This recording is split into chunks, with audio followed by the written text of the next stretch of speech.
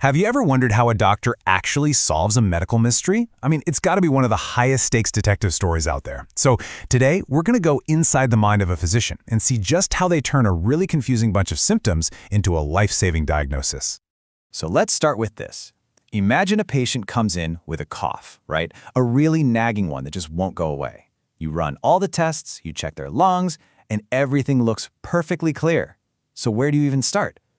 This is exactly the kind of puzzle that doctors have to solve every single day. And that's really our starting point.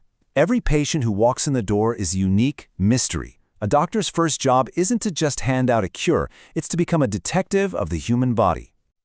An investigation like this, it doesn't begin with a flash of genius. Nope, it starts by gathering clues. You see, a symptom isn't just some problem you need to fix. It's a piece of evidence. It's like a breadcrumb on a trail leading to the truth. And the real trick is knowing which questions to ask to find the most important clues. And the first and honestly the most critical part of any investigation is just listening. The patient's own story, the way they describe what's happening, is absolutely packed with vital information. You just have to know how to hear it. And sometimes, a single tiny little detail in that story can send the whole investigation down two completely different roads. Take this classic example. Okay, so here we have two kinds of peptic ulcers that behave in completely opposite ways. With a gastric ulcer, right, eating kicks up the stomach acid and, well, it makes the pain worse. But, and this is the wild part, with a duodenal ulcer, food actually acts as a buffer. It relieves the pain. It's a totally counterintuitive clue. But when a doctor hears a patient say, it actually feels better right after I eat, that is a massive signpost, pointing them directly to the right diagnosis. So, after listening to the story, the detective needs some hard evidence. This is where you move from the patient's words to the actual data.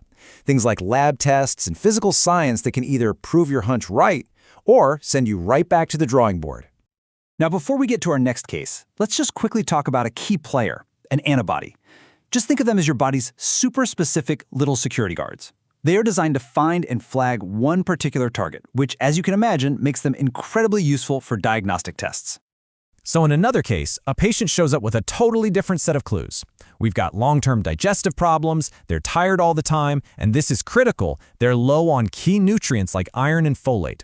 Now, since those are absorbed right at the beginning of the small intestine, all the clues are pointing to one thing. Something is stopping the body from absorbing food properly. And here it is, the smoking gun.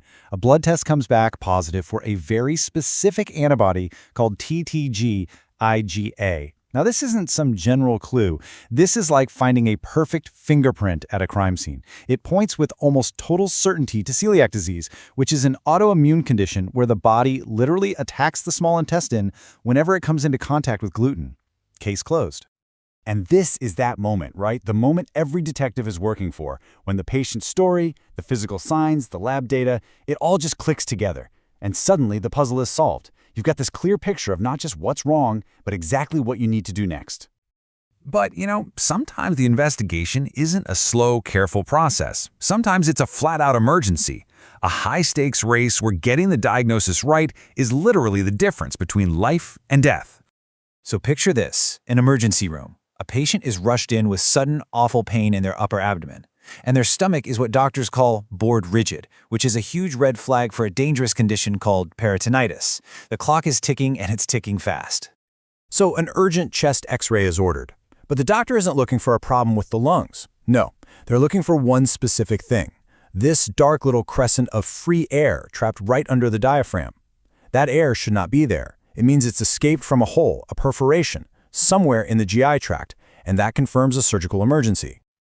The second that diagnosis is confirmed, the action plan is instant. It's step 1, 2, 3. First, you have to stabilize the patient. Then, you got to prevent a massive infection from spreading. And finally, you get them to an operating room for an urgent repair. In a case like this, the diagnosis is the treatment plan. There's no time to waste. Other times, solving the case is really about understanding a chain reaction.